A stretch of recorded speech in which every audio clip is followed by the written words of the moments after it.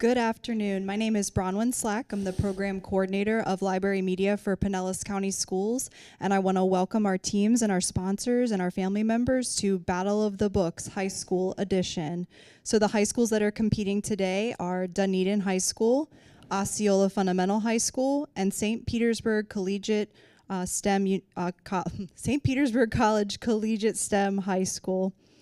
Dunedin High School is going to go by the team name the Frank Sinatras. Osceola will go by Book Warriors, and St. Petersburg College Collegiate will go by Firecrackers. So a few things before we get started. So for this battle, it's important to note that we have 10 books that we are battling. So there will be a question for each of those 10 books. For the first question, we're going to model what providing evidence sounds like, but then each team will get 3 chances to also provide evidence. And we'll go probably in round robin, and we'll start with Dunedin High School Team 1 for question number 2, and then we'll go in that order. Do any of the teams have any questions before we get started? Go ahead. Okay, so we'll go over the remote really quickly. On your table, you should have a transponder. It's going to have numbers 1 through 4 on it. So each of those numbers will correspond with a correct answer or an answer that you'll see on your screen. So once we play the game and you see the questions pop up, we will read each question to you so that you can hear it as it was written. But then also you'll be able to provide your answers. So you will get a little bit of additional time before we actually allow you to answer, to start looking for the evidence that supports the answer that you're going to select. So you will get 60 seconds, but you'll actually get a little bit more time as we read the question. And then at that point, once the timer starts, and you'll be able to hear the timer, it'll sound like a clicking, a ticking clock, and you'll see it in the corner of your monitor there too. So it should be pretty apparent to you once you get into the game like that. Any other questions from our players? Okay, I'm going to now introduce Mr. Andy Larson. He is going to be our game show host for today. Thank you. Hey everybody, can you hear me? Yes. Good. So, as Bronwyn already said,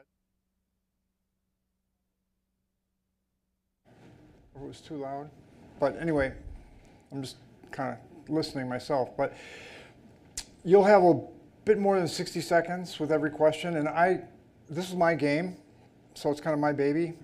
I wrote the questions, and I read all the books. When it comes down to the defense, as you already noted, I'll do the first one, and as we have done in the semifinals as well as the finals, when you defend the answer, just within 10, 15 seconds, give me the answer, and give me the quote from the book. I care what you think, but I don't really care what you think. I care more what the author thinks and why you think from what the author said that's the reason for the answer. So that's the collaborative intelligence, and I say that because there are 2, 4 of you. So whoever has control of the transmitter, their job is not just to answer the questions, their job is to ask the other players what they think if they've read that section, right? So even if you haven't read that section, and I hope you've read all these books because these books are great. I had a lot of fun reading them. My biggest advice, as I already said to you in the literal sense, have fun. It's just a game, right? So although I want you to want to win, and that's good too. The other thing I will say to you that I probably didn't say as much when we played before, the defense of the answer is not a huge deal. What is a huge deal is getting it right the first time. Because if you get it right the first time, you get 100 points. If you get it right the second time, you get 50 points. If you get it right the third time, you get 25 points. If you miss it completely or the timer runs out, you get no points. So, and I can give you whatever I feel like giving you for the defense of the answer. So I'll probably give you 50 points roughly, right? So that's not a big deal over the whole scheme of things since you each have 3 times that, 3 chances. So try to defend your answer as best you can, but the most important thing if you want to win this game, get it right the first time. or as close the first time as you can. Some of these questions are harder than others. It just depended on what I felt like when I wrote the questions. That's just the beauty of writing questions. So with no further ado, the Sinatras, the Book Warriors, and the Firecrackers will now play the game. Good luck. Ready, set, go. In 33 of A Cuban Girl's Guide to Tea and Tomorrow, how did Pili mostly react to Lila's decision to go to England, given our text? 1, she hated it. 2, she accepted it. 3, she loved it. 4, she made Lila feel guilty.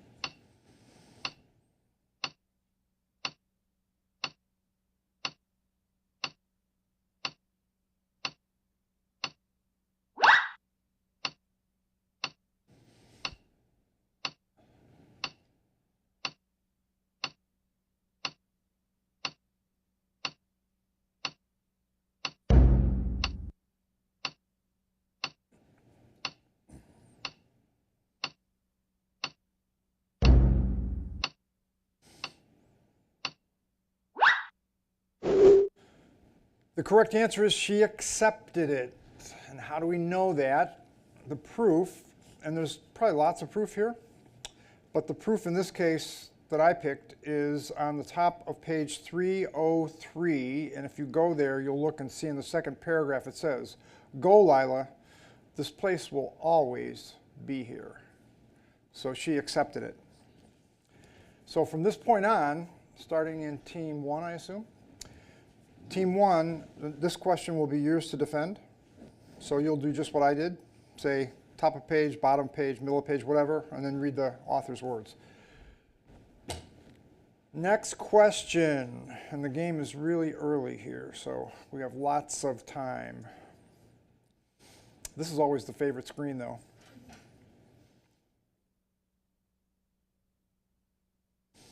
In Isaiah, of Angel of Greenwood, how did the 10 men mostly feel about Isaiah's point of view about our country? 1, they disagreed. 2, they weren't sure. 3, they thought it was worth considering. 4, they agreed.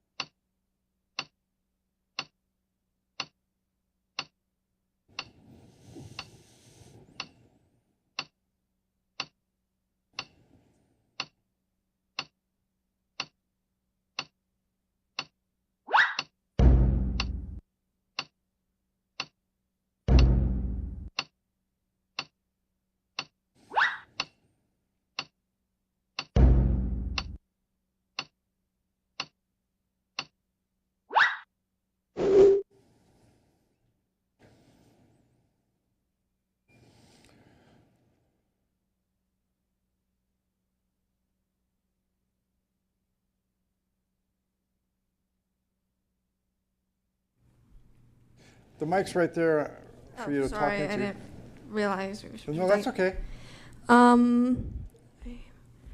We believe that the supporting text comes from the bottom of the page, 278, in which that's a valid, in which Deacon Yancey says to Isaiah, "That's a valid point you have there, young man." So hold on, just bear with me. So you were at the bottom of page 278. I'm in 278. Mm-hmm. And what paragraph? Are you in the paragraph that starts with Isaiah? It says, "The same man nodded." That's it. Bingo. That's all you had to say, too. Good job. So now I give you the points. And let's just see what you get here. It should be. So you just got 50 extra points. Now these points don't show up in the graph, just so you know. until the very end when the numbers come up. So the graph won't really totally show it. So team number 2, this next one's yours, the Book Warriors, to defend. Nice, kind of symmetrical picture. In chapter 65 of Girl from Nowhere, according to Shirley Piper, which of these best describes Katerina's gift to Sophia's mom and dad? 1, consequential. 2, timely.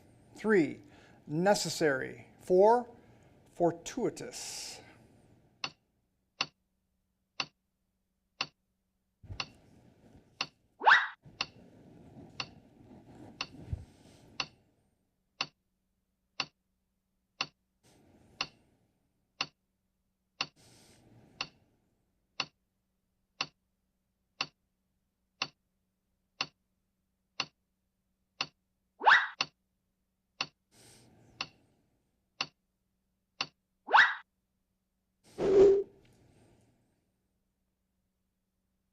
So, Book Warriors, what say you?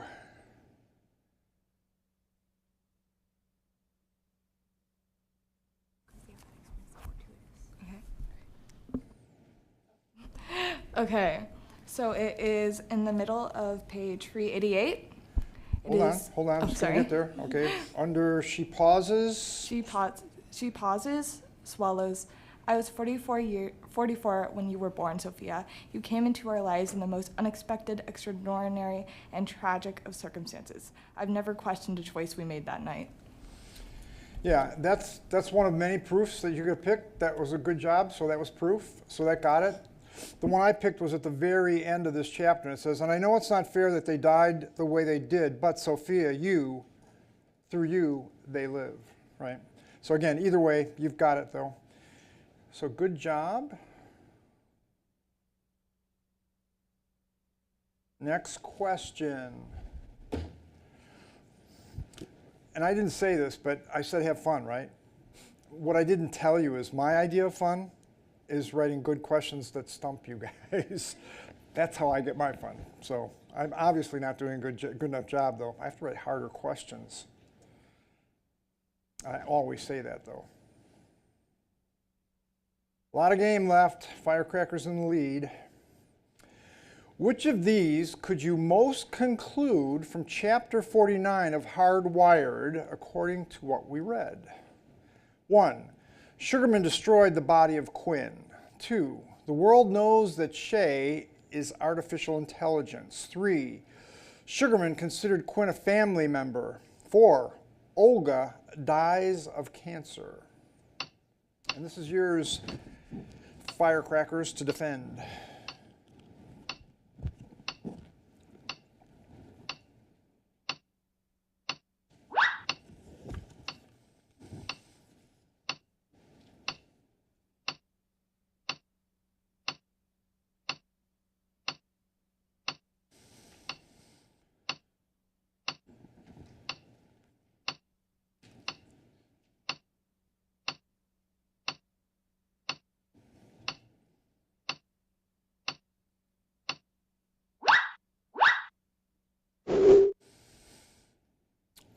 So, Firecrackers, where's the proof? Top of 308, it says, "You're named for him, you see, we're family." Bingo. Good job. I definitely have to do a better job writing questions.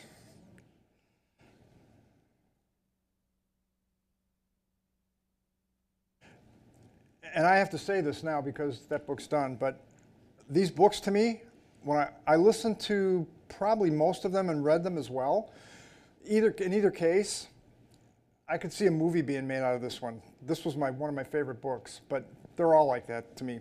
Books are just great. So next question, and this one goes to the Sinatras to defend. Tightening up. 6 questions to go. In chapter 24 of House of Hollow, how did Kate react to Iris's declining the offer Kate made to braid Iris's hair, given our text? 1. Kate took it in stride. 2. Kate didn't understand why. 3, Kate was crushed. 4, Kate was mildly hurt.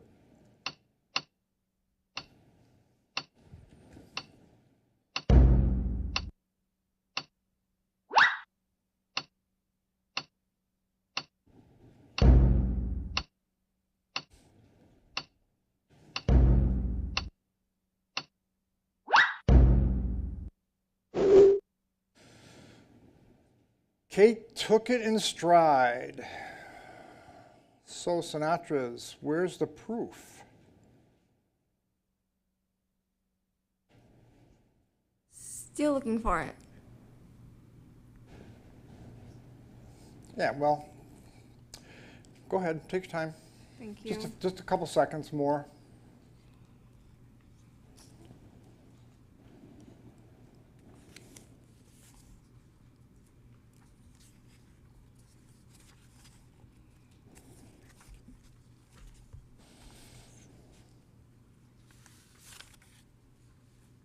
I'm going to have to say you don't know on this one. I can't hear you. Those are my 2 least favorite words in the English language, but I don't know. Yeah, that's okay. Well, I'll give you the proof here. As anyone who read this whole book knows, Kate was a person of her own mind. And that was thematically one of the things in this book that was really kind of cool to watch. Tough also, but in 283, kind of at the top of the middle, these paragraphs start with Kate paused. Kate paused, comma, one arm threaded through her coat. Of course I don't mind.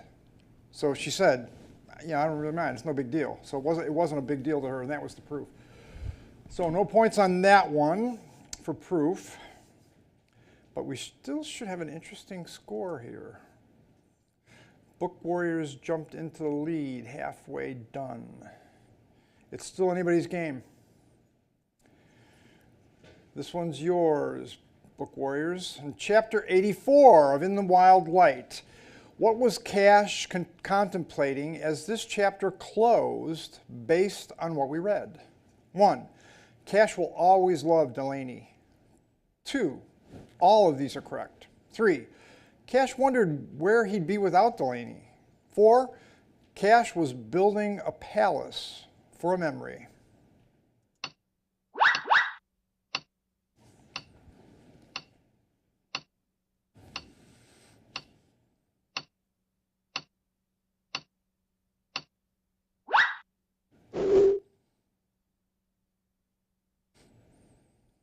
So now the good news, and I'll just say it for what it's worth, I'll probably repeat this later too.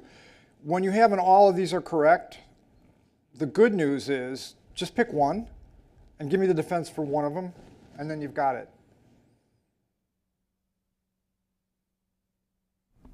Okay, so it is at the bottom of page 408. Okay.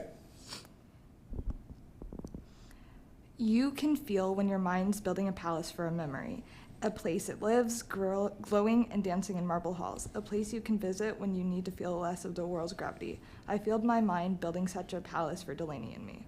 Yeah, you got it.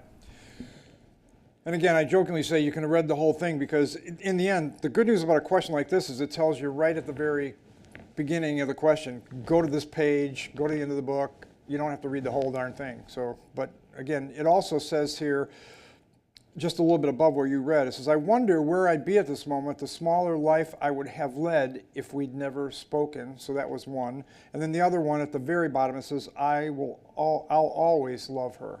So those three are the three proofs. So let's say you got the points.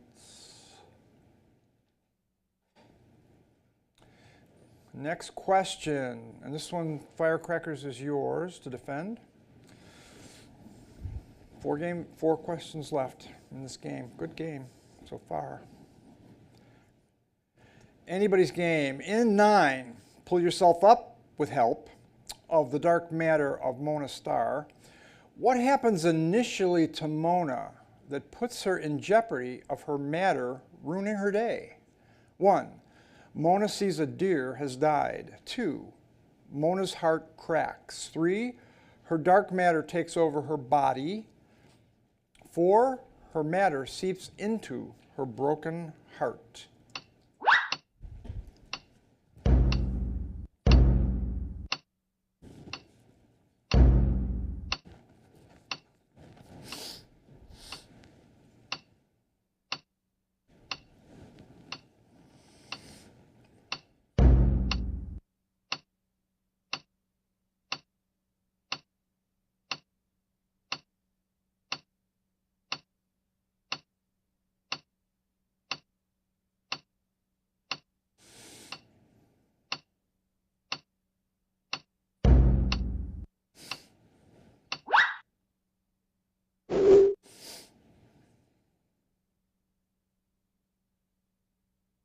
Okay, firecrackers, what have you?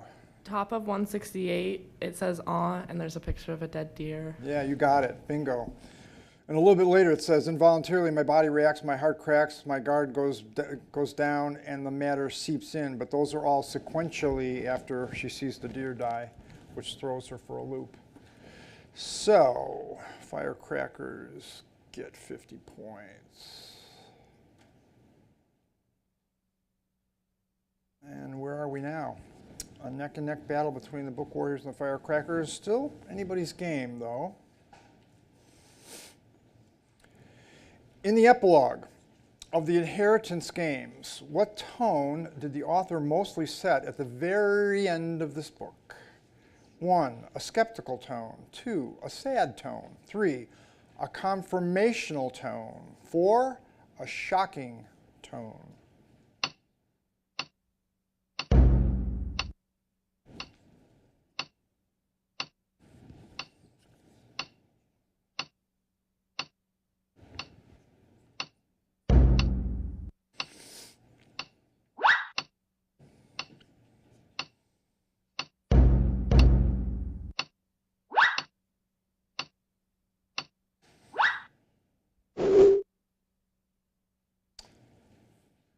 So, Sinatra's, this is yours.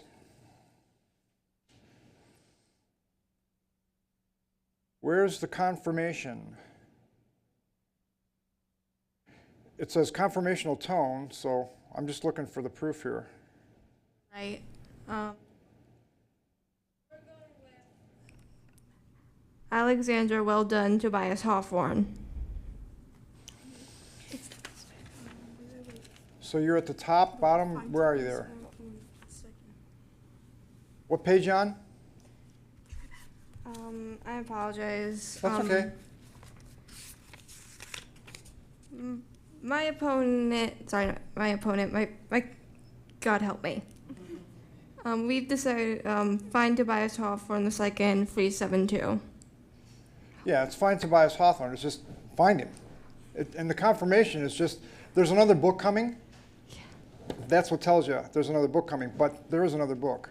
Actually, there's 2 more books. But that's the one that's a confirmational tone. And sometimes I guess it's tough because of these words that I use, but part of my fun is words. So we'll give you that, though, Sinatra's.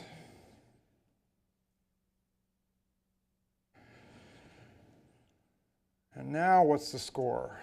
Whew. Looks like the top 2 teams have a nice horse race there. 2 more questions.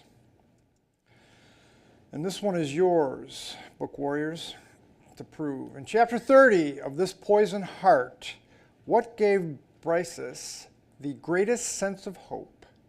1, Hecate's presence. 2, finding the 6 pieces of Absyrtus's heart. 3, the living elixir. 4, Briseis was related to Hecate.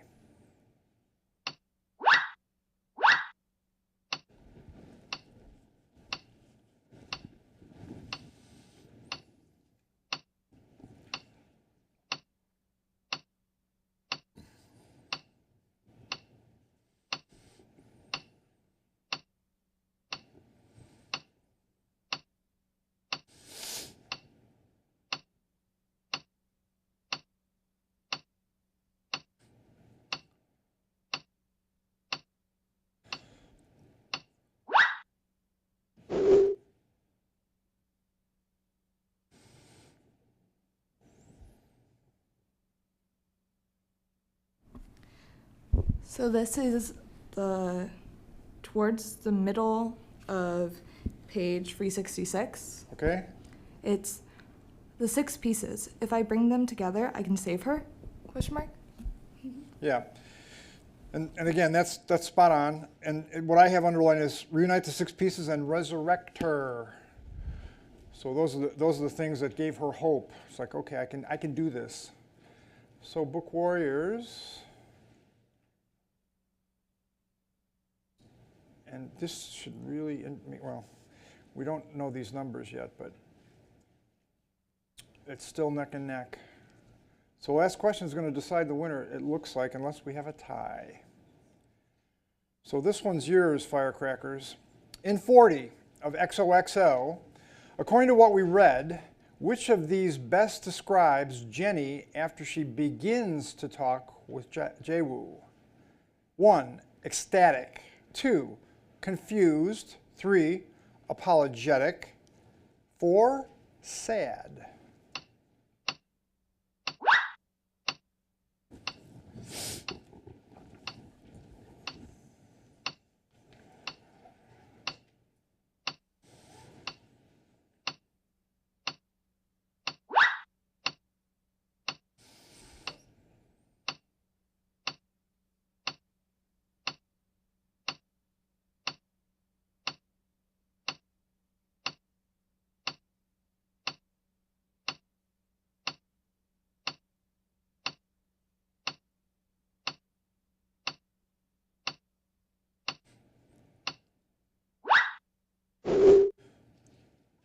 And the answer is apologetic. And the defense of the answer from the Firecrackers is? The middle-ish of 333, I'm sorry, I blurred out, then repeat the words deliberately, I'm sorry. Yeah, she was sorry. She was apologetic. Good job. And let's give you... And I honestly don't know who's going to win this game based on what we've done here. But we're going to find out. Oops. You know what? I got to do it this way. Sorry. Hooray! Firecrackers, although physically it looks different, it's a tie, as we see. Both got 1,000. So what we're going to have is a tiebreaker. So the tiebreaker is a little bit different. Those of you who haven't played this before, I'm going to explain this to you real quickly. Do you need to take a picture of this, Bronwyn? Do you need to take a picture of this? Okay. So before we get to this game, you two are going to play, right? Okay. Okay. So the Book Warriors are going to play the Firecrackers. All right, so hold on. Bear with me a second here. Go to the tiebreaker. I'm going to play 2 teams. So the way this is going to be played, though, so you know, I'm not going to read the question, and you're not going to have 60 seconds. You're going to have 40 seconds. So there's going to be a little more pressure. And you're going to have to read the question, too, and figure out where you are, because it's going to tell you the book and where to go, just so you know. So you have to go to it quickly. And it's the team that does it the quickest wins. However, you could actually guess 3 times and get it right the 3rd time and beat the other team who took a little bit longer to figure it out. So that's the other factor. It's got to be the one who does it the quickest, but the best. So it's a combination. And because we can look at the screen, the good news is we're going to see right. We're going to see who gets it first. And then after that, we're going to see who gets it the first, well, actually we'll know who got it the 1st, 2nd, or 3rd time. So those who get it the fastest, the best, win the game. So, with no further ado, best of luck. Ready, set, go.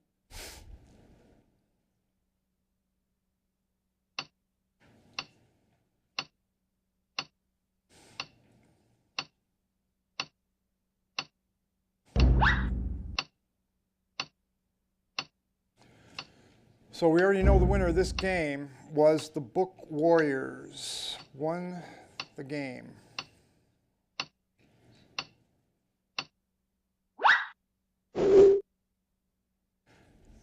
And I've got the proof, but it doesn't really matter. She felt powerful. That was the whole point. So great job. You guys did a great job.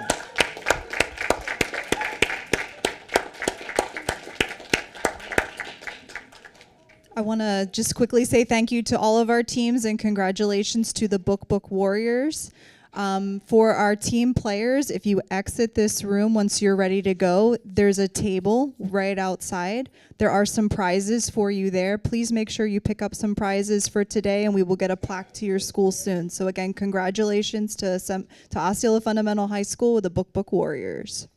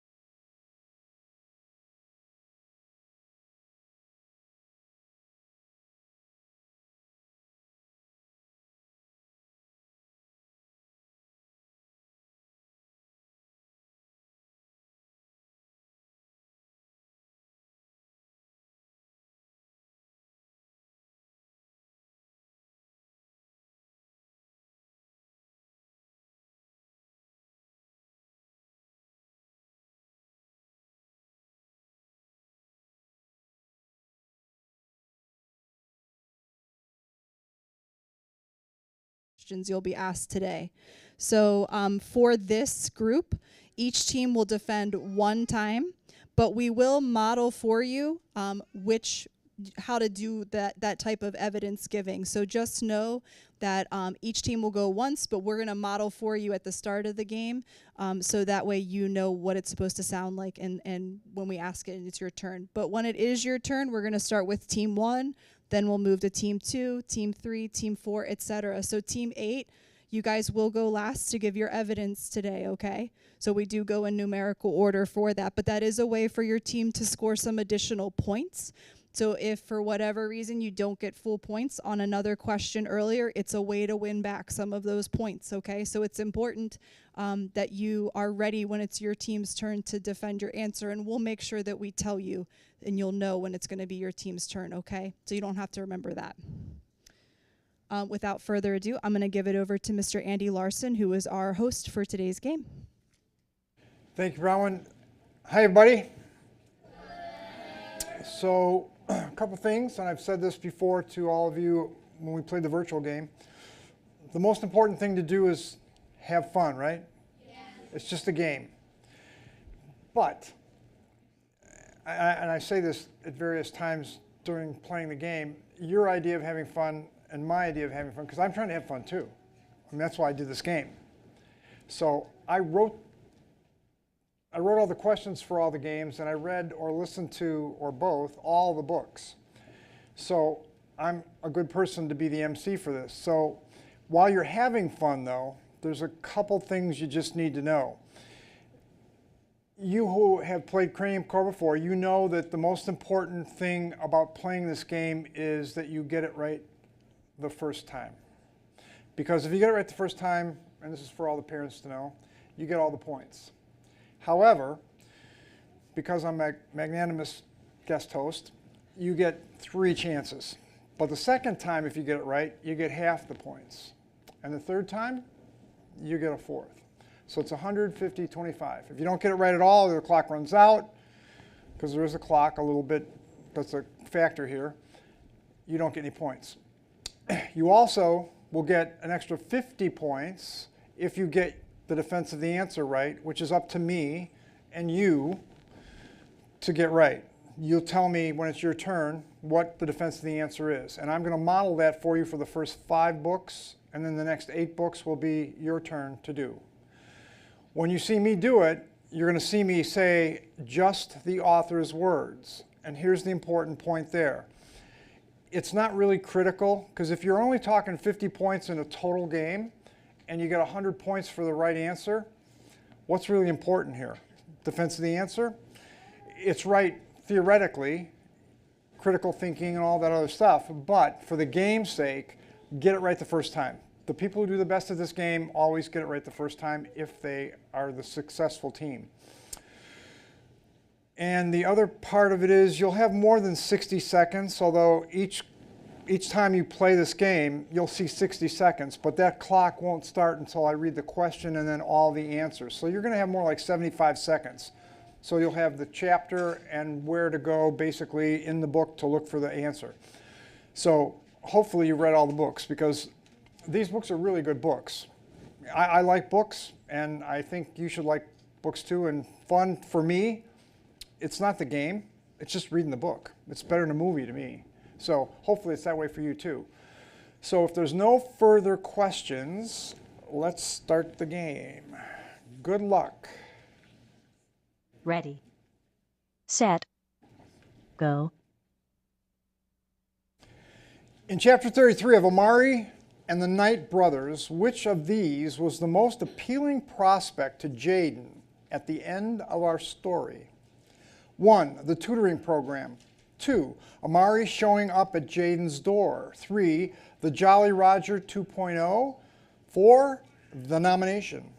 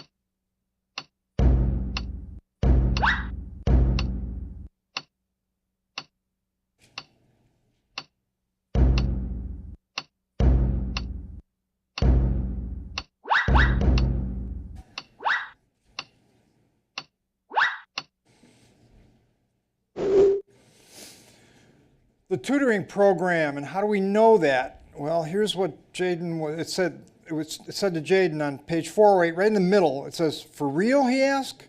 "You really going to start up yourself?" Which he meant the tutoring program. So that's the proof for that one. And for that one, I got 50 points if I would have been playing the game with y'all. Yes, ma'am.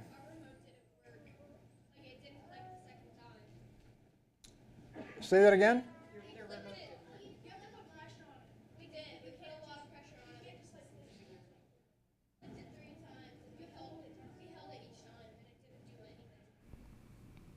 Well, you gave an answer, so you're. The second, we know that we got it wrong the first time, but it did not. A lot of people got it wrong first. And we were collecting the right answer. Well, all I know is these transmitters either work or don't work. If I see that it works, it worked. It's just a matter of you have to press it to get it right, and if you just hover over it, sometimes it'll pick it up, but you just have to press the right answer. And I can't help you with it other than that. Because if it didn't work, there'd be no answer there for you. Next question.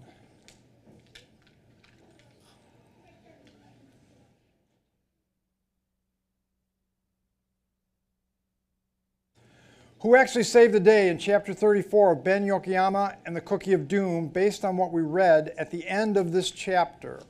1, Ben's dad. 2, Janet. 3, Ben. 4, Mrs. Ezra.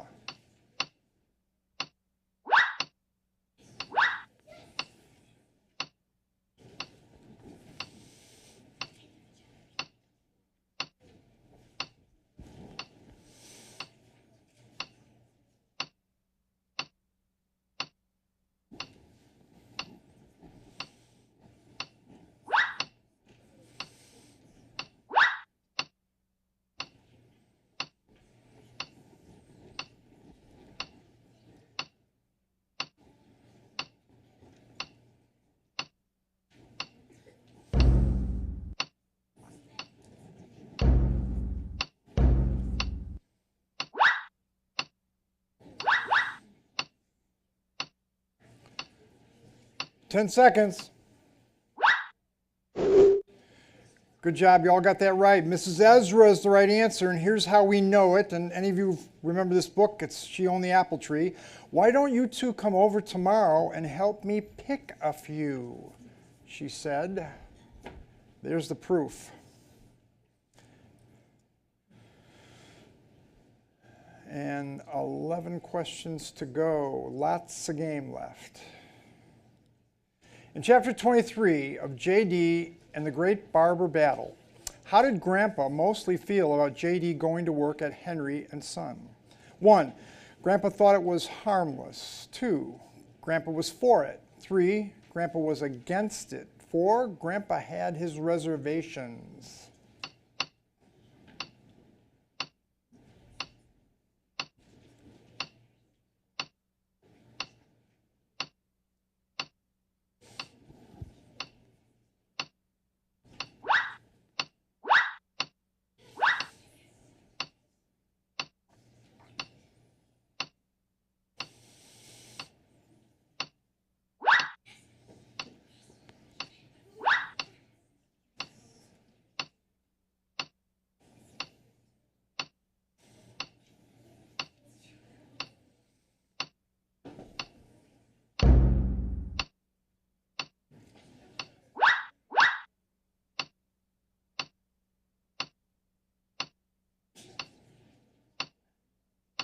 Ten seconds. Grandpa was for it. How do we know that? It says at the bottom of page 120, I will encourage your mom to let you try it. That was Grandpa talking, so that's why we know he was for it. Remarkable readers and novelists are in a close race right now. A lot of time left. How did Jacques mostly sneak the diamond out of France, given the text we saw in chapter 46 of Julieta and the Diamond Enigma? 1, Jacques was a trusted source. 2, no one knew to look for it. 3, diamonds don't set off airport x-ray machines. 4, the diamond was inside the bust.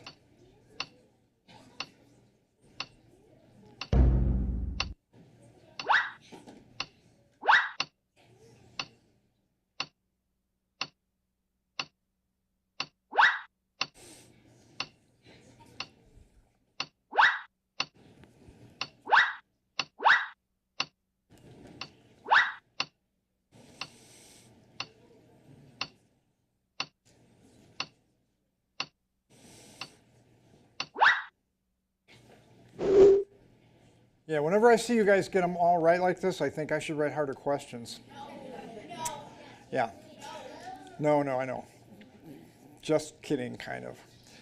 Diamonds don't set off airport x-ray machines. How do we know that? Well, in the middle, lower middle of page 188, Jacques admits, you see, diamonds don't light up in airport x-rays, at least not like liquids or metals, which I didn't know, because I'm not a diamond guy. But one more that I will model for you, and then after that, it's team 1 through 8 will defend their answers. So what is the score at this point?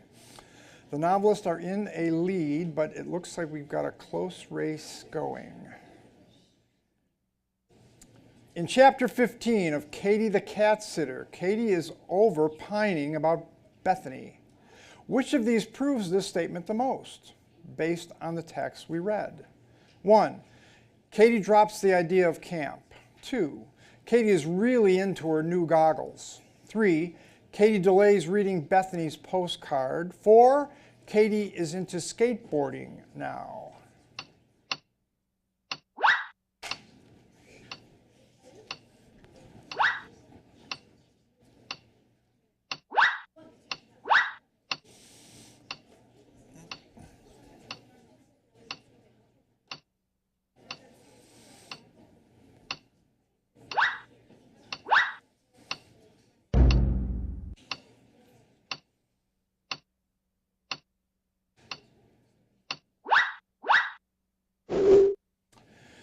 Good job, Katie delays reading Bethany's postcard. And the reason we know that, she'd be all over it until this time comes in the series of the book. It says at the bottom of 202 in the lower right-hand illustration, I'll read it later. Love you, Mom. So she didn't care as much at that point for obvious reasons.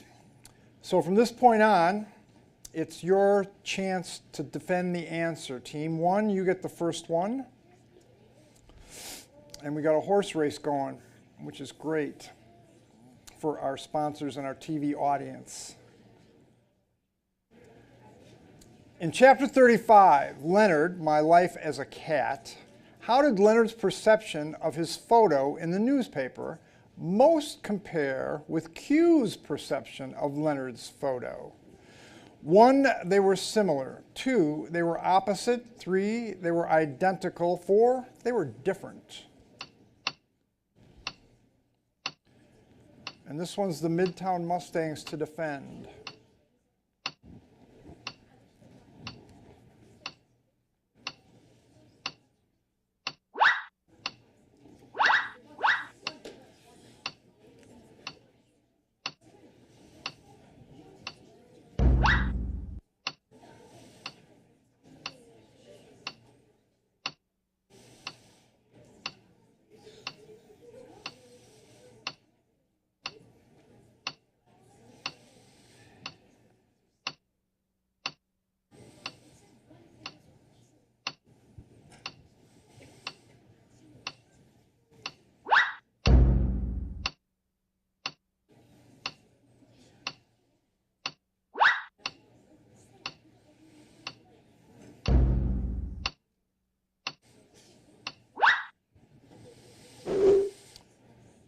They were opposite. So how do we know they were opposite?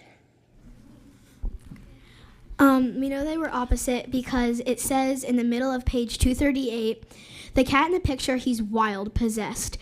I wish they had gotten my better side. At least I got your good side, Q said. Bingo. Outstanding.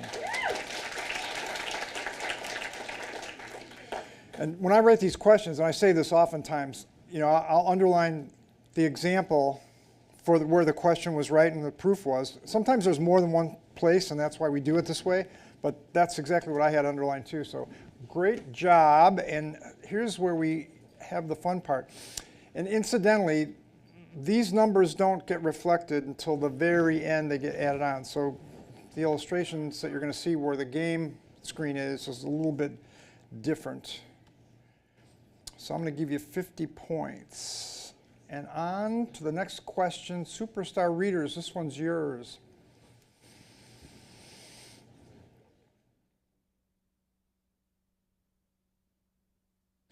In Chapter 19 of Measuring Up, which of these statements is the most valid given the text we read? 1. Cece's dad understood why she lied about her test score. 2. Cece knew what her dad wanted when her dad called her. 3. Cece's dad knew she didn't get an A on her test. 4. Cece thought she could keep stringing her dad along. No kids ever do that, though.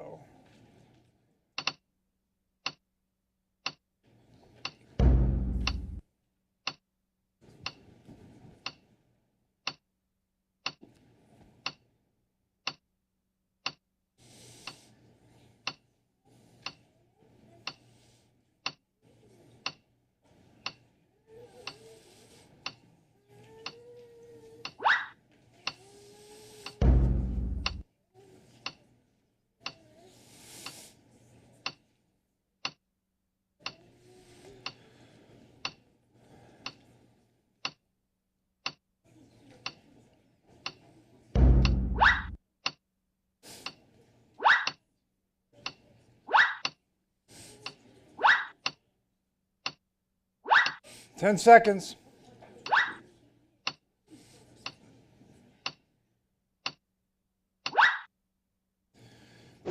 Just under the wire. So, where's the proof?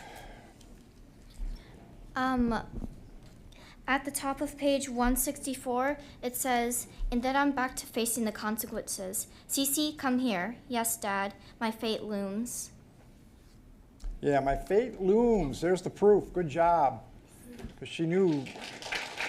Her dad knew.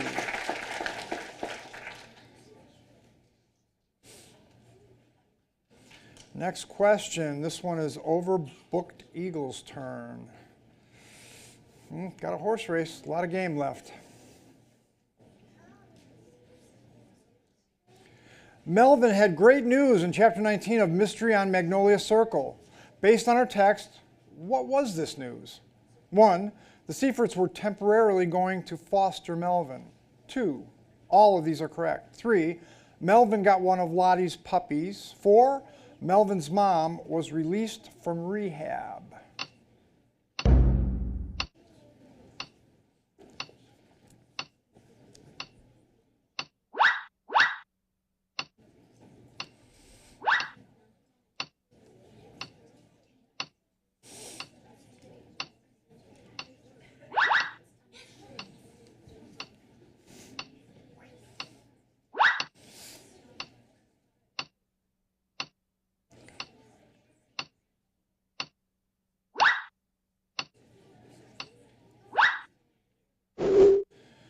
Okay, now Overbooked Eagles, here's the good news for you because all of these are correct. You just have to defend one of them.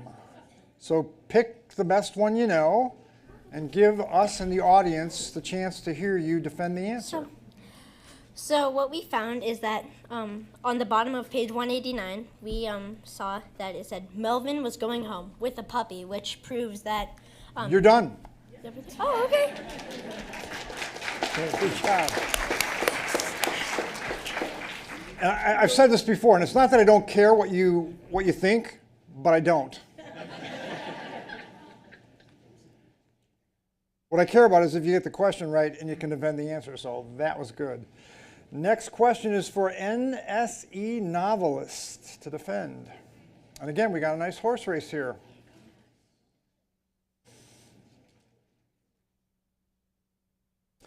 In Chapter 15 of Shirley and Jamila Save Their Summer, Shirley has a good heart. Which of these proves this statement the most based on the information we saw in this chapter?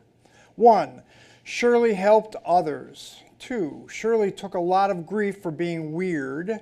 3. Shirley brought V, Oliver, and Kumi to Angie's. 4.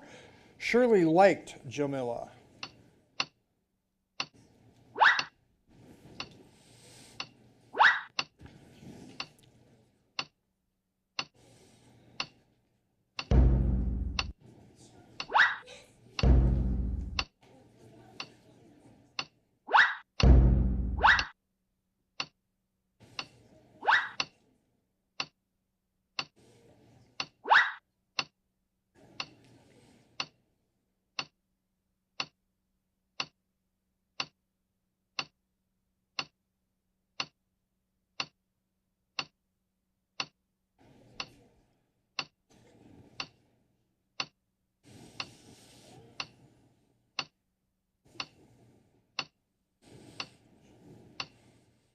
10 seconds. Good job. So Shirley brought V, Oliver, and Kumi to Angie's. So, novelist, where's the proof? On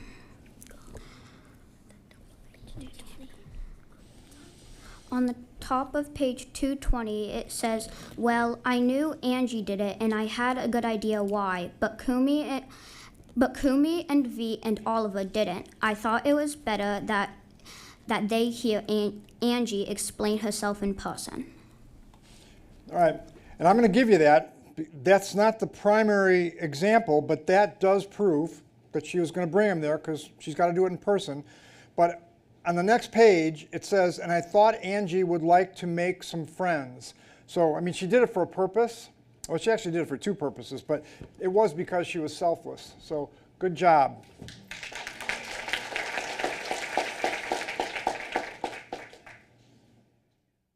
Oops. Bear with me. Okay, Book Bandits, the next one's yours. And we do have a horse race here. I like these close games. I know you guys don't, but I do. What finally dawns on Esperanza toward the end of chapter 19 of Stella, based on the text? 1, Stella is somewhat devoted to Chloe. 2, Stella is an average, everyday type dog. 3, all of these are correct. 4, Stella more than knows when Chloe's seizure is coming.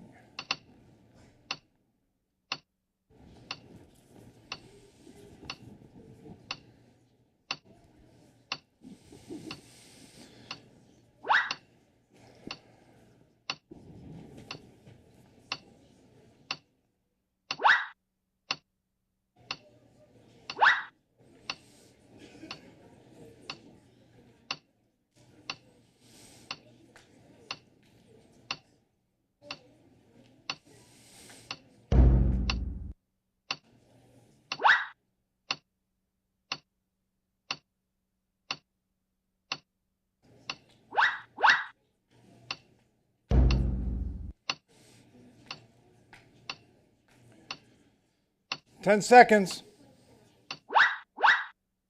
Good job. Okay, Book Bandits, where's the proof?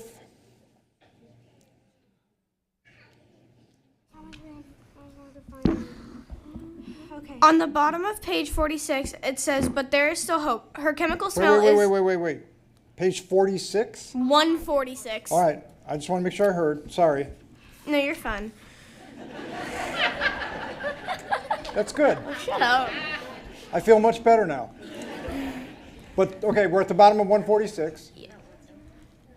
On the bottom of 146, it says, but there is hope. Her chemical smell is overwhelming, but it's still her chemical smell. Meaning that she knows that it is her chemical smell and that it is her seizure. Well, the answer is Stella more than knows when Chloe's seizure is coming. Because what you just described was the seizure, right? And the answer to the question was more than knows. So what I'm looking for, and what the answer's looking for, is where's more than the smell? I got it. Okay. On the top of page 150, it says, is she a seizure alert dog? No, Esperanza turns to look at me. When she does, her eyes look inside of me.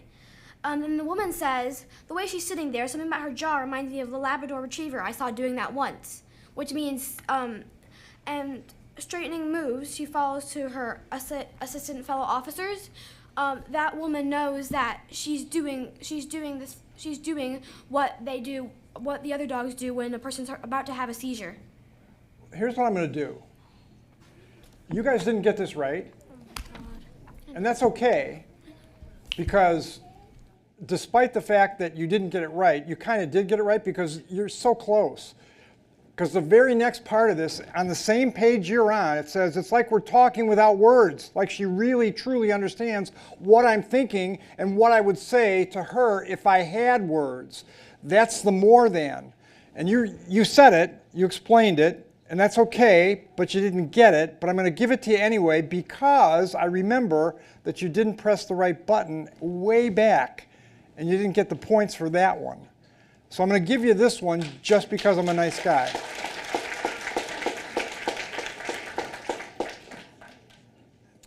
So Book Bandits, you get the extra 50 points because you were dancing around it thematically. So $1 Million Book, you're the next one to support the answer. It's really a close game. This is just great. Which of these is the most valid from chapter 21, the final meal, of The Beast and the Bethany? 1. Patrick's death deserved a sad song from Claudette. 2. Bethany thought it was funny that Claudette ate the worm. 3. Claudette would have a great time with Jeffrey. 4. The bird keeper was satisfied with Bethany's payment.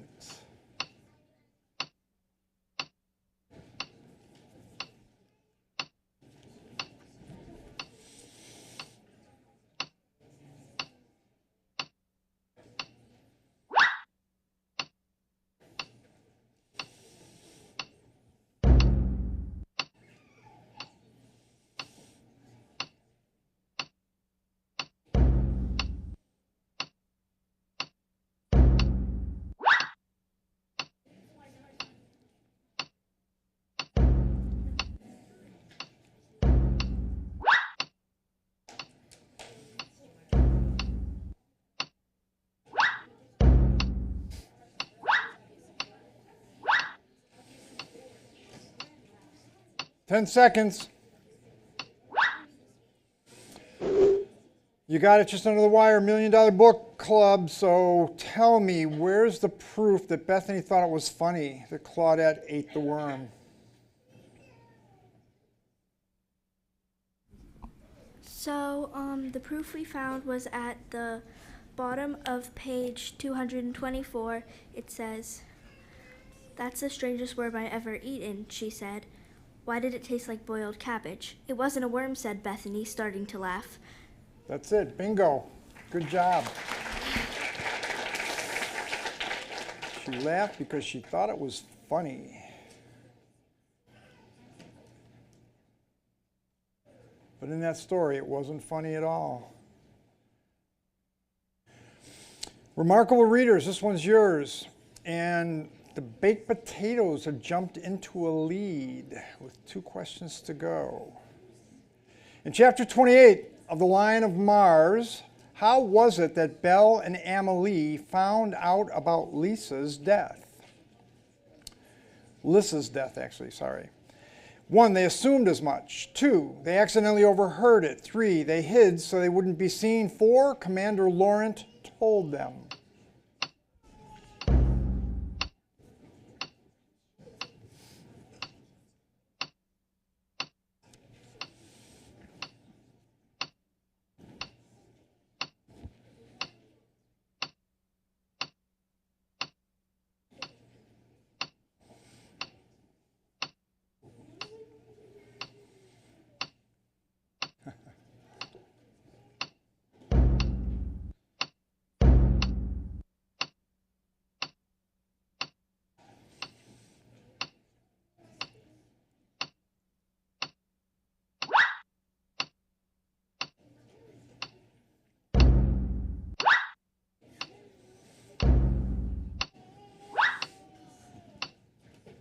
Ten seconds.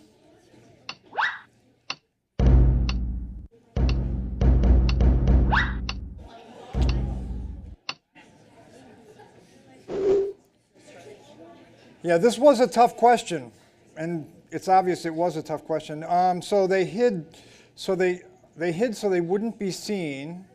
Remarkable readers, even though you didn't get any points for the question being answered correctly, you can get points here if you can defend the answer. So where do you think the support is for this answer?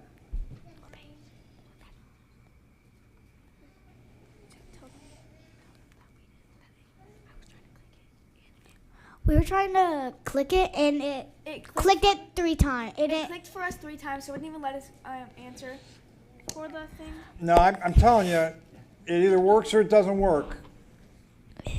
That answer's not pulling it. I said it. I said. What is it?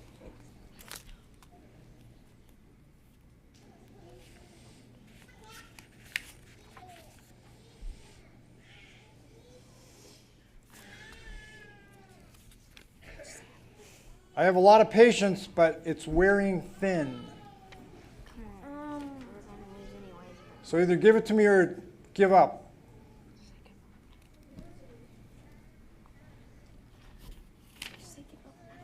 Give up. Okay. At the end of this chapter, and this is where this thematically took place, it says in the upper middle, I pulled Amelie down behind a stack of plastic boxes. They were hiding. That's why they heard it. No points for that one. And on to the next question. E&E baked potatoes. You get to defend the last answer, and you have a lead going into this last question. Which of these items from chapter 36 in the $1 Million Race led to Esther Babelmoney's downfall in this story? 1. Esther's marketing methods. 2. Promoting the ZG3s before the race. 3. Helmi's, Zoo's, and Zanja's stories. 4. Grant and Jay's protest.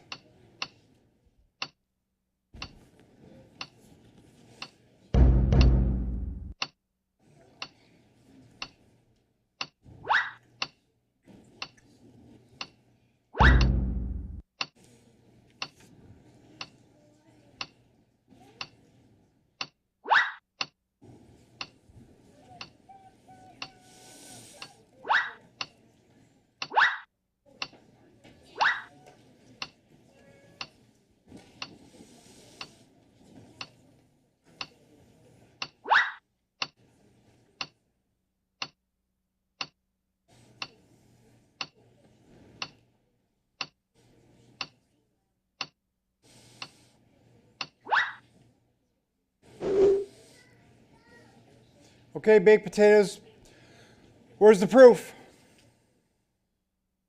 And then they protested. And then they both stopped. And back.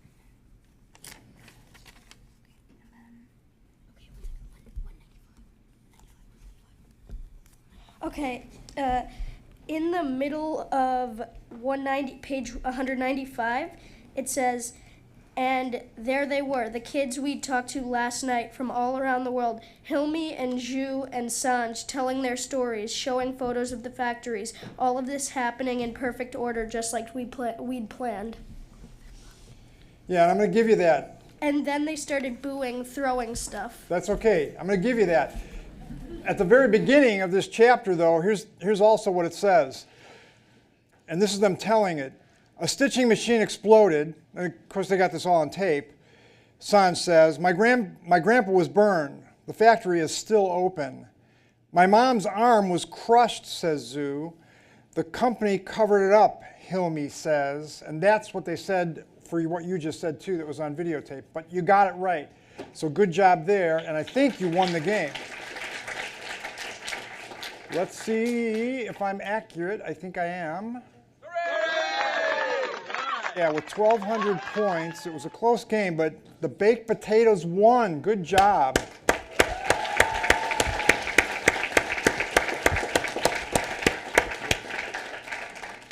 I want to thank every team that was here tonight. Congratulations to the Elisa Nelson Elementary Baked Potatoes for their win tonight.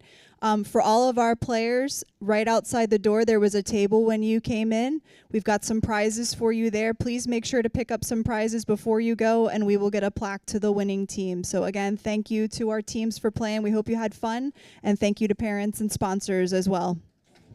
Good job.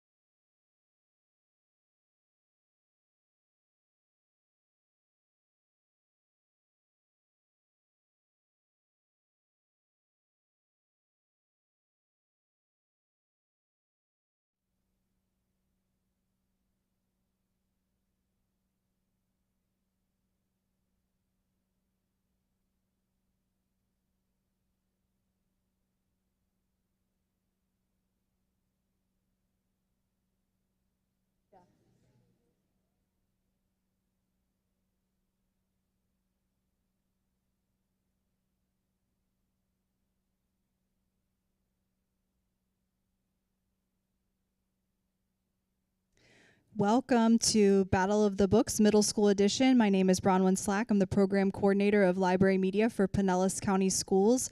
I want to welcome the following teams here with us tonight. From Azalea Middle School, the Azalea Black Knights. From Dunedin Highland Middle, the Ravens. From Madeira Beach Fundamental Middle, the Mighty Mantas. From Morgan Fitzgerald, the Fitzgerald Phantoms. From Safety Harbor Middle, the Scrutinizers. And from Tarpon Springs Middle, the Tarpon Spartans. So tonight, we've given you some information already, but I want to just cover it one more time. So as we begin to play the game, you guys will have 60 seconds to answer each question, but you will also get an opportunity in this final battle to defend your answer. We're going to model that for you a couple times first, and then we will go round robin, and you'll get 2 chances to explain an answer that you gave with evidence. So we are awarding 50 points for that evidence giving, and then remember for the original questions being asked where you're going to use your clicker that we just tested. If you get it right the first time, it's 100 points. The second time, it's 50. The third time it's 25. You want to get it right one of the first 3 times. You will get a little bit of extra time when we start, when we show you the first question. We will read the question to you and all of the answers, and then we will start the timer. So you'll actually have about 75 seconds or so to answer each question. So please take your time, have a good time, and good luck. And here is our host, Mr. Andy Larson. Hey, everybody. So, you guys ready? You guys ready? Come on, are you ready? I think your parents are more ready than you are. Well, the most important thing here is to have fun, because it's just a game. And it's easy for me to say that because I've read all these books and I just really like to read.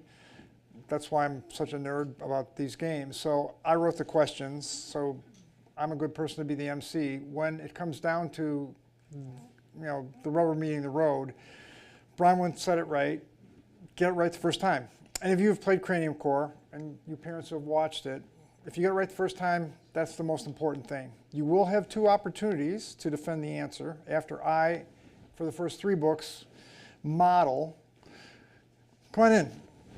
So I'll model the first 3 books, what I'm looking for. So I'm just looking for the evidence. The most important thing, though, is getting it right the first time. The evidence part is important. You'll get 50 points times 2, 100 points, but the bulk of it, you'll get 100 points if you get it right the first time for even 1 question. So that's the most important thing. So take your time, and it's easy for me to have fun. And as I've said before to a lot of people, my idea of fun and your idea of fun are 2 totally different things. Your idea of fun might be play the game, have some fun. My idea of fun is stumping you. That's why I write the questions the way I do. So, again, I'll have fun the more you guys miss in a way, but I'm really looking forward to these games because it's always fun to see the competition. So, without any further ado, Ready. Let's go Set. play. Go. In Chapter 33 of Amari and the Knight Brothers, which of these was the most appealing prospect to Jaden at the end of our story? 1. The Jolly Roger 2.0. 2. The tutoring program. 3. The nomination. 4. Amari showing up at Jaden's door.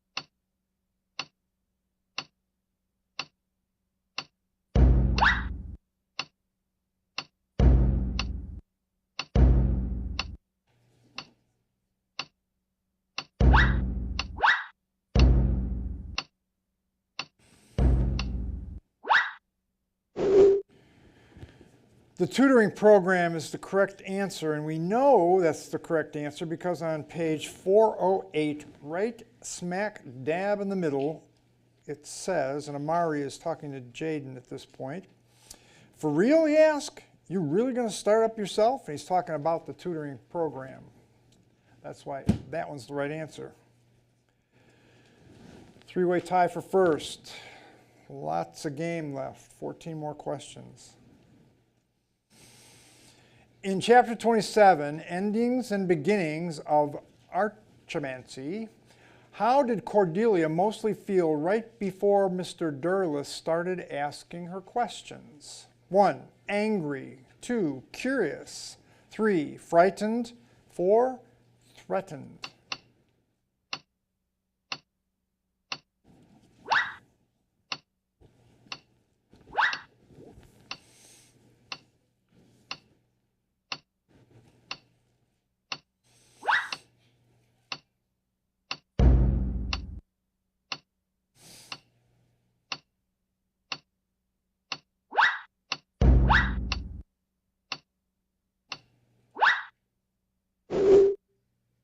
The correct answer is frightened, and actually she could have been all these things, but she was mostly frightened, and the reason we know that is at the bottom part of 285 it says, "I'd like to leave now, Mr. Derleth," Cordelia said.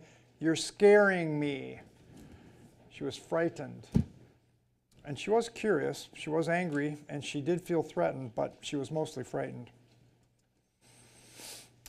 Two-way tie for first after 2 questions. One more question for me, and then the rest will be yours to prove. In chapter 34, the lab of concealed, what can you most assume about Sterling based on what we read? 1, he is dead. 2, he escaped. 3, he was rescued. 4, he took control of his company.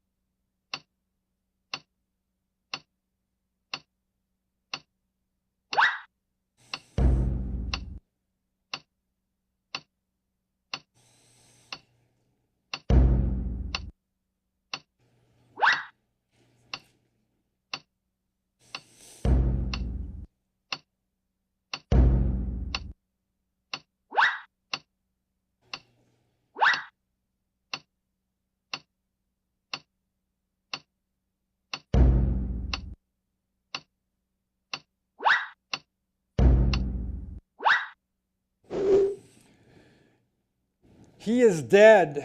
And the reason we suspected that was because in the middle again of page 301, in that chapter of the lab, it says, "But I suspected that X had pushed him overboard. Either way, no one had seen or heard from him since we left the helicopter." They thought he was gone, goner, dead. So in this case, Tarpon Spartans get the first question to defend. And they haven't missed a question yet, which annoys me. But that will change, I think.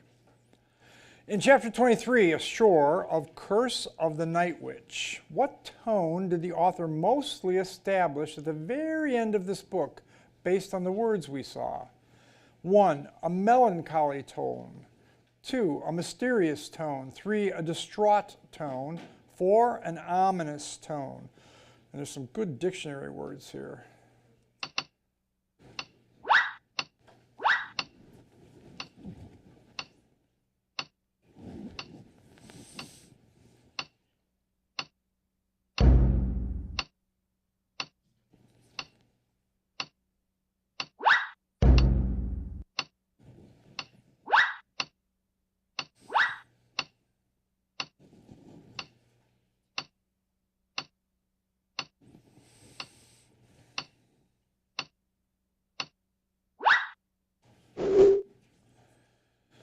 An ominous tone. So the Spartans get a chance to defend it. Why do we know it's ominous? She said just 2 words before her eyes rolled back and her head fell against the sand. They're coming. Yep. Because when your eyes roll back and you fall against the sand, that's not a good thing. That's an ominous thing, and they're coming. That's also ominous in this case. So the Spartans get 25 times 2, 50 points. Next one is the scrutinizers. This is for you to defend.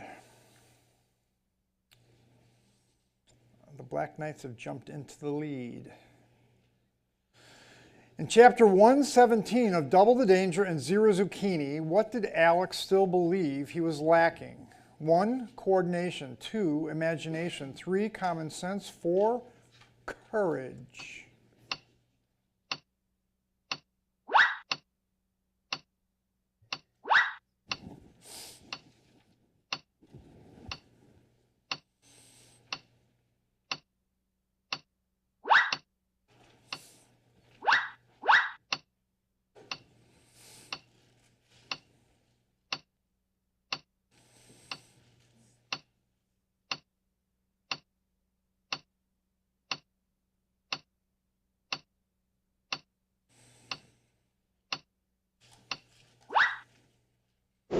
Way to take your time, scrutinizers. Just under the wire. Imagination is the right answer, so where's the proof?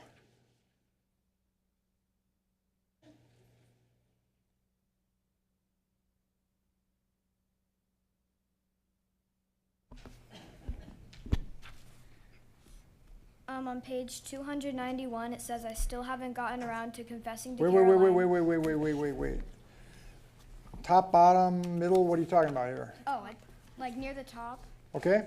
I still haven't gotten around to confessing to Caroline that my imaginative details for her book are based on actual stunts. Okay, that's proof, and that gets it, that wins it. But and this was kind of a literal question because of what you just said, but it also says in 290, toward the bottom, it says, are you kidding? I have no imagination, I said. Ask Javier. So, I mean, he admits he has no imagination, but you got it right. Either way, scrutinizers, good job. And Fitzgerald Phantoms, the next one's yours. With 10 questions to go. In the epilogue of Dragonops, what was typical of Yano as he visited Ian? 1, he claimed he saved Ian. 2, he introduced Ikumi. 3, his new name. 4, he had escaped Dragonops.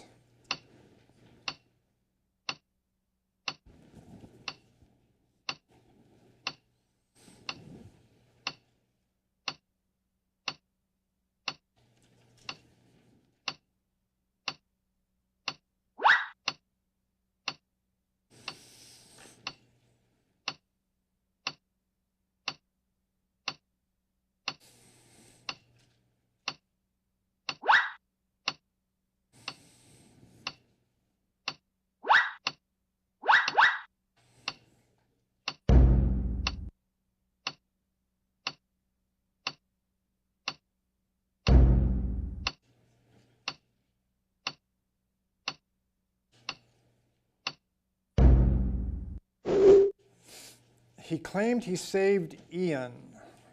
Phantoms, why? At the end of 370 and at the beginning of 371.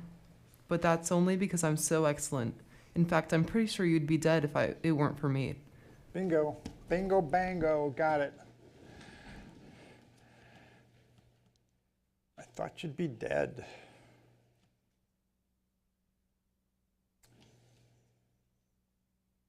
Mighty Mantis, the next one's yours to defend.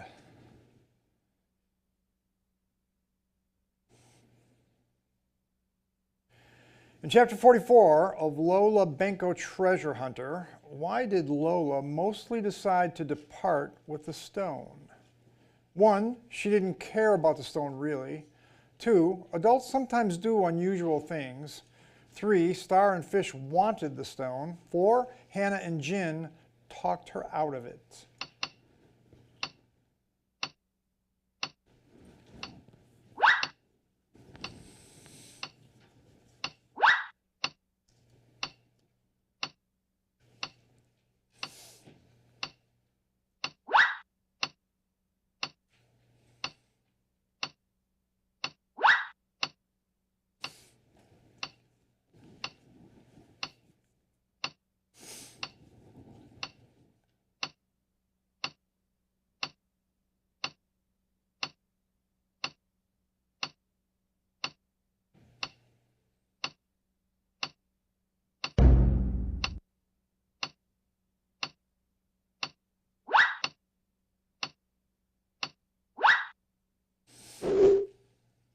Adults sometimes do unusual things. Where is the proof of that, Mighty Mantas?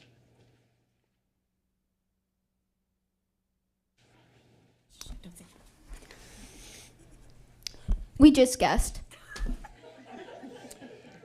Okay, I wish I could give you 50 points for honesty. But as most parents know, looking back on life, this is a true statement. Top of page 282, it says, in some situations, adults cannot be trusted to do the right thing. They are unpredictable, and anybody who looks at our political situation knows that's very true. So no points on that one. And the next one is the Azalea Black Knight's opportunity to defend the answer. Got a horse race here, though.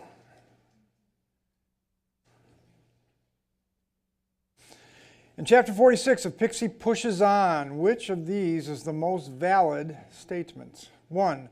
Pushing on was something Pixie thoroughly disliked. 2. Pixie understood life was hard at the time. 3. Pixie missed seeing teacher every day. 4. Pixie was a selfless individual.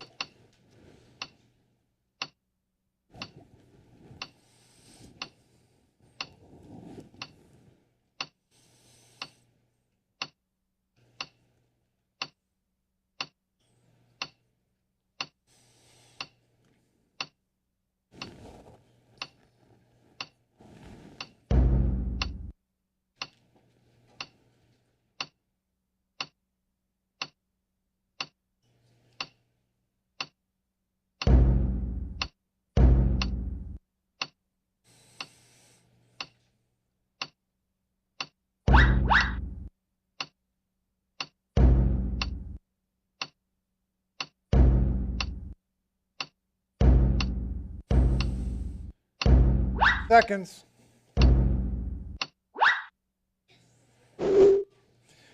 Pixie was a selfless individual. This is why I write these questions, because they're nuts sometimes, but I have fun because I'm the author of the questions, so I can only blame myself for this. But where's the proof? Azalea Black Knight said Pixie was a selfless versus selfish individual.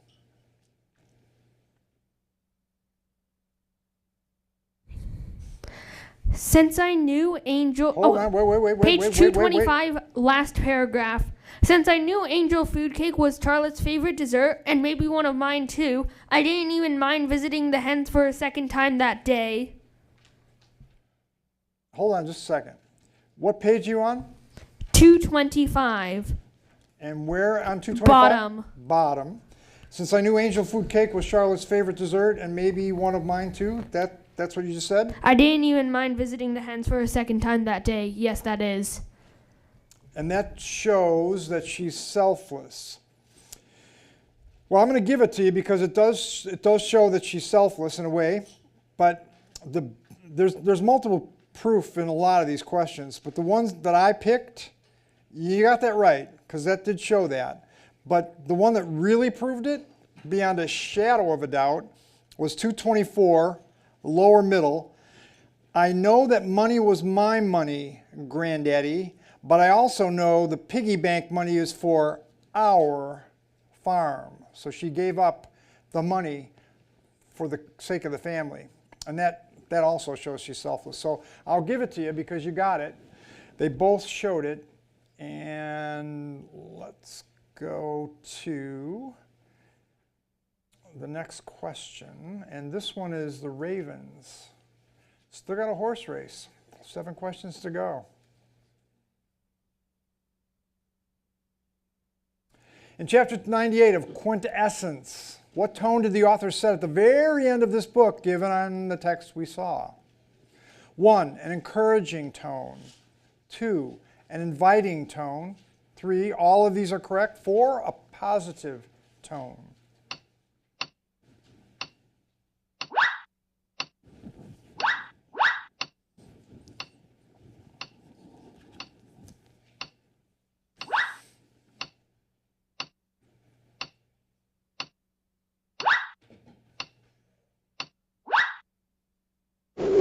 Yeah, this question was way too easy. All of these are correct, so Ravens, you have the benefit of saying just one of them. Pick one, whichever one you want, since they're all correct. Page 357 at the bottom, and down below them, the words that the shopkeeper had polished, shone, and glistened, waiting, beckoning, and welcoming. Yeah, and again, I'm giving it to you because you're alluding to the proof is in those words. And what you just said was the words. You pointed to the words, but the words are the proof.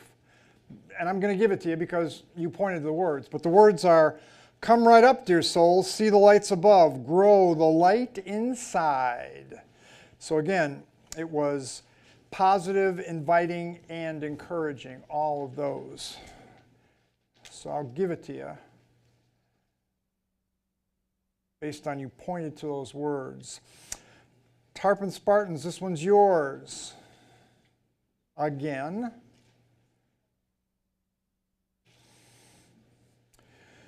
What does Austin do in this game that takes Carter by surprise, according to the text we read in this section of Rivals?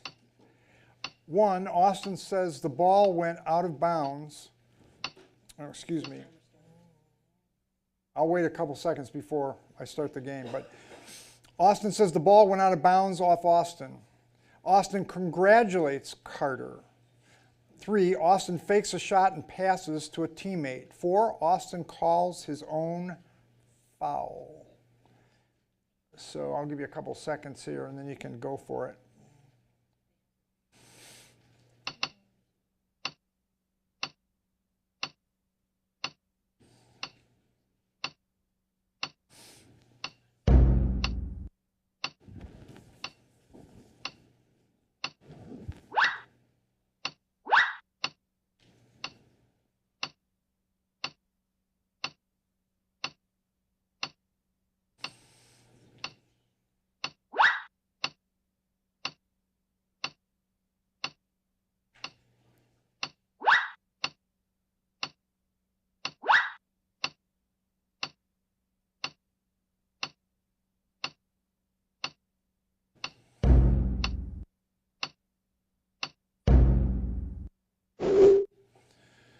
Austin congratulates Carter.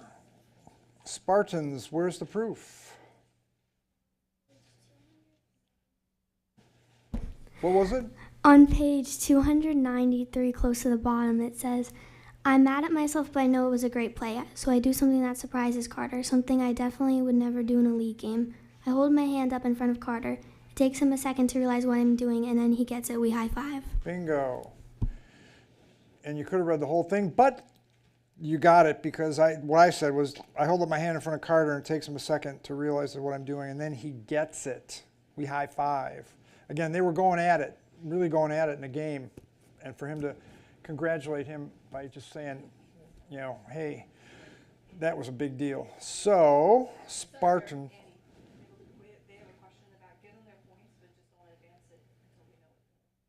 Yes, yes, yes, yes.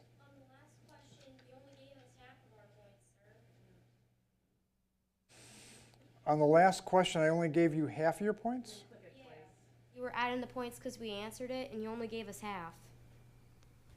Oh, the Azalea Black, oh, you mean We're the Ravens? Yeah. I only gave you 25? Yeah. Okay. I don't remember doing that, but that's not a problem. 25 points shouldn't be a big deal. You okay now? Good. Sorry about that. And the Spartans got it. So I'll give you 50. And the scrutinizers, this is your turn. Spartans are in the lead with 5 questions to go. Claire improved due to her SS Eastland experience. Which of these from the epilogue of Scritch Scratch prove this statement the most? 1, Claire's being haunted by Willie.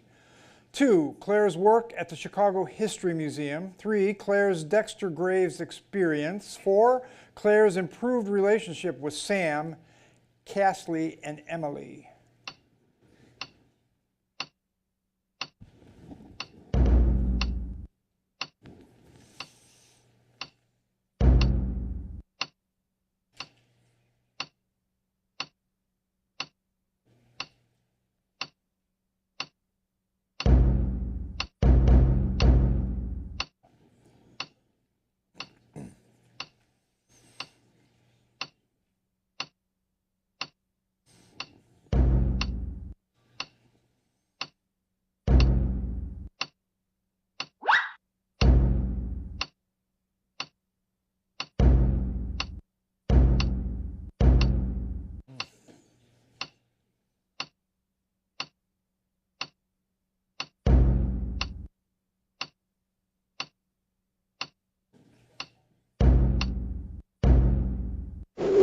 Yeah, this is clearly a tough question. This is one of those questions that Bronwyn will say to me, could you make them a little easier?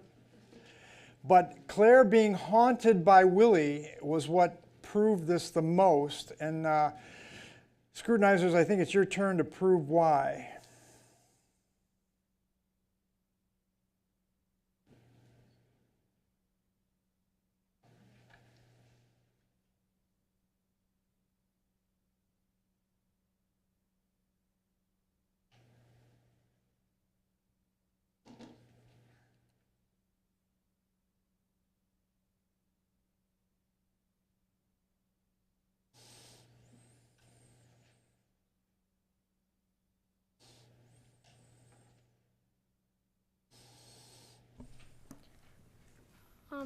Is it the end of page 270 to Willie? I don't know what kind of visions my friends are seeing in this statue's face right now, but I know what I'm seeing. To Willie, I don't know what, is that the one you just read? Yes. To Willie, I don't know what kind of visions my friends are seeing in his statue's face right now, but I know what I'm seeing. It's a kick-butt summer followed by an even better 8th grade.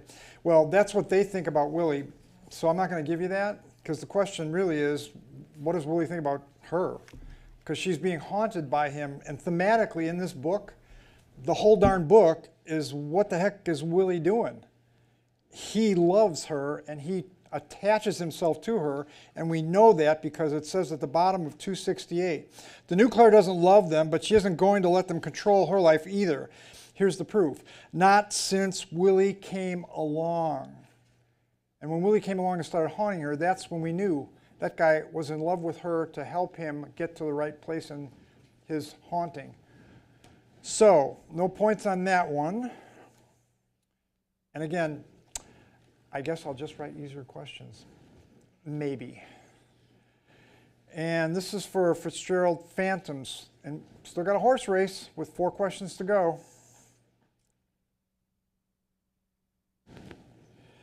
In our text from Starfish, what revelation dawns on Ellie to assist her in viewing her power and beauty? 1, Ellie's ability to swim. 2, the Wailing Wall. 3, Ellie's own reflection. 4, the 3 cannonballs executed by Ellie, Catalina, and Viv.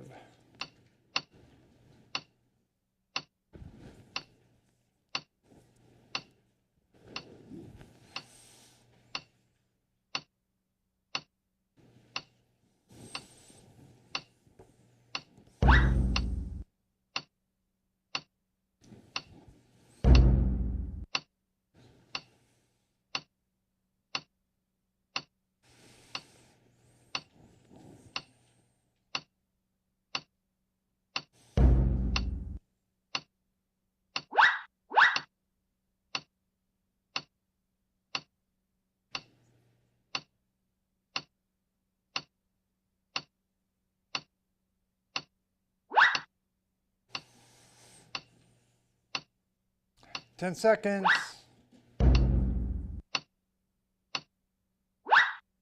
The Wailing Wall. So Fitzgerald Phantoms. Why does that prove about her power and beauty?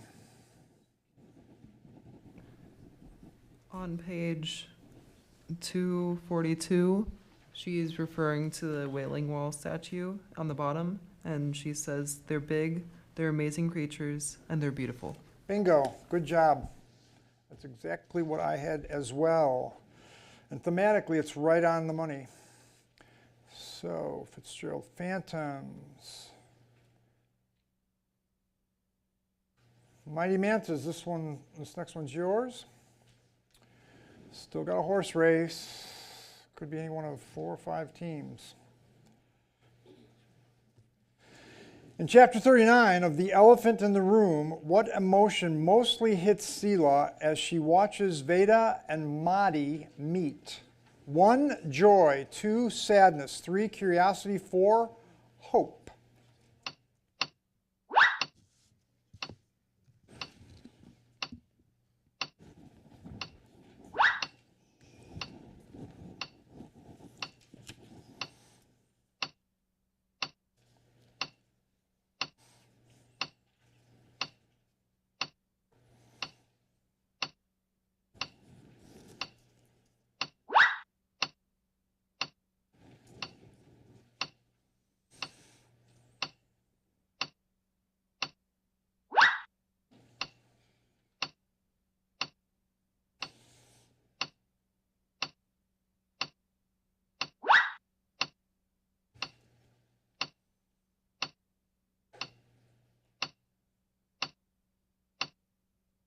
10 seconds.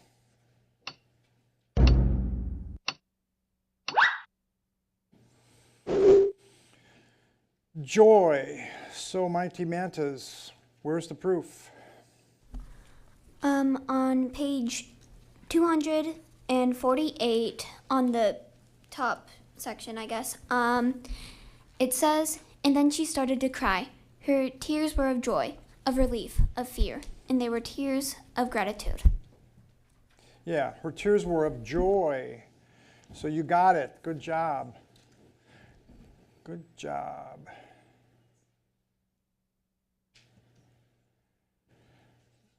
Azalea Black Knights, the next one's yours. And right now the Tarpon Spartans have a slight lead over the Azalea Black Knights. What tone did the author mostly create in chapter 70 of The Smartest Kid in the Universe, given our text? 1, an ironic tone. 2, a vindictive tone. 3, a celebratory tone. 4, a happy tone.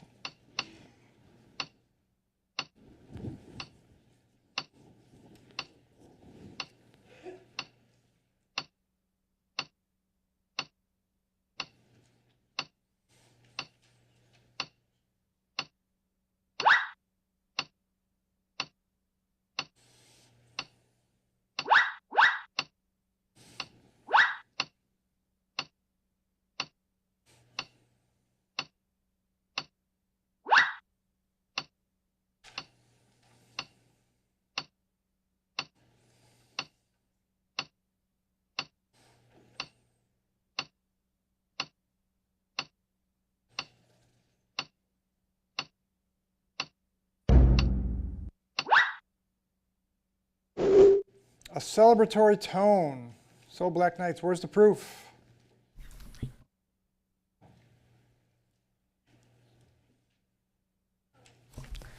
Page 282 bottom. The ballroom burst into another standing ovation, not because of the break. They were cheering for Grace, Kojo, and Jake. You got it. Good job. Great job. Last question. Ravens get to prove this one, and we still have a neck-and-neck battle. Depends on where this one goes. In the epilogue of Words on Fire, what did it mean that Audra got an answer on the 1-year anniversary of Milda's death? 1, Audra's parents' return. 2, the press ban was over. 3, all of these are correct. 4, Lucas's return.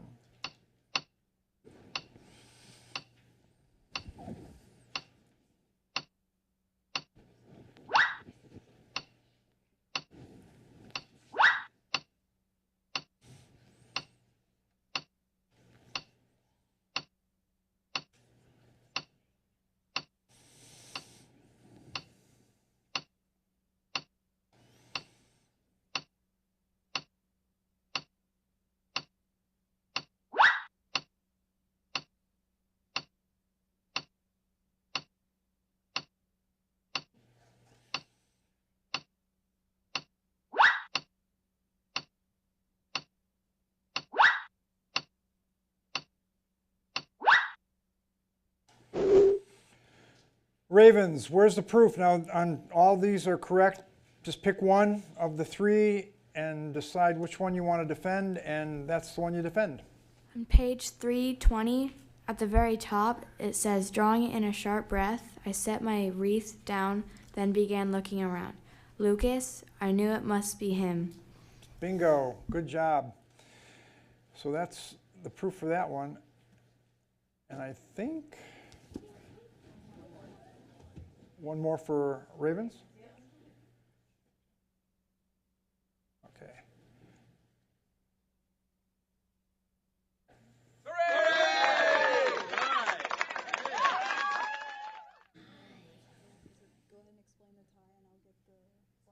So here's the deal. The Black Knights are going to play the Spartans in a tiebreaker.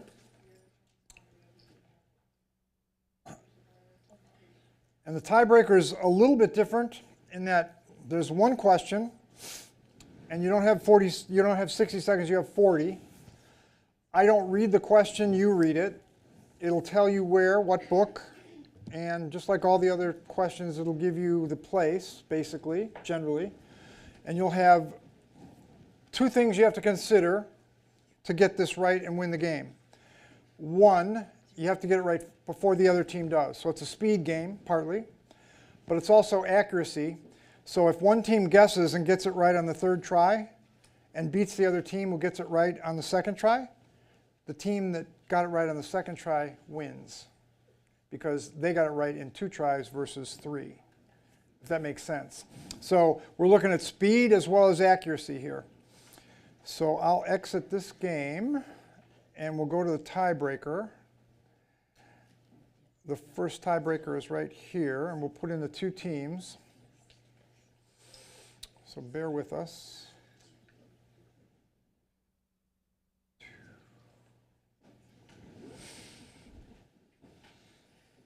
I love tiebreakers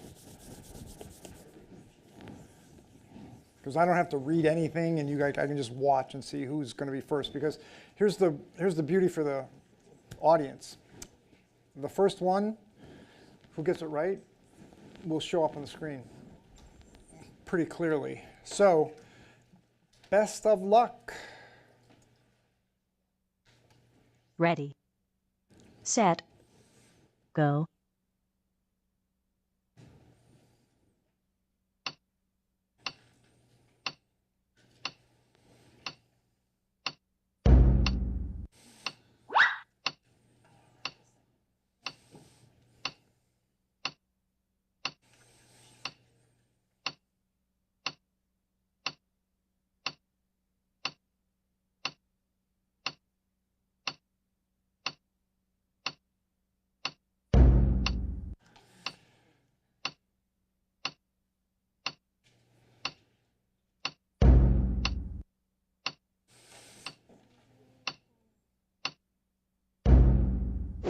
Tarpon Spartans won the game.